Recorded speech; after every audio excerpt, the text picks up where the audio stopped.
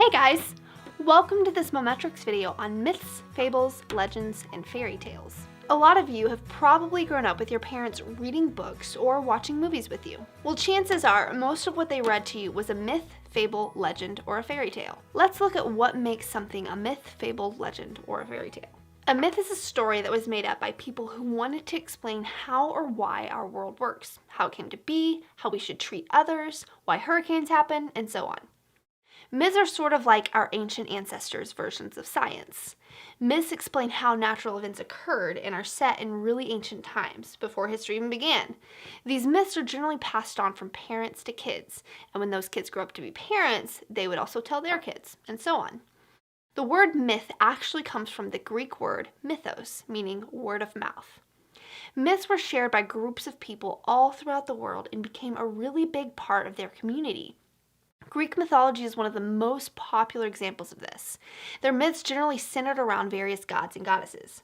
Sometimes days were even set apart to have big celebrations because of these myths. Legends are stories that people made up as well. However, legends are about real-life people and what they did. Legends always have an important purpose, but the facts are a little exaggerated to make them more interesting and exciting. Generally, some of the facts are dramatically altered and the person the legend is about never really did what the story says. Now, a fable is also a story that is passed down.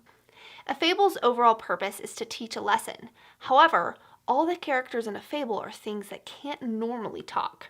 A fable is about animals, plants, or forces of nature that can talk and act like humans. Fairy tales are probably one of the most popular today.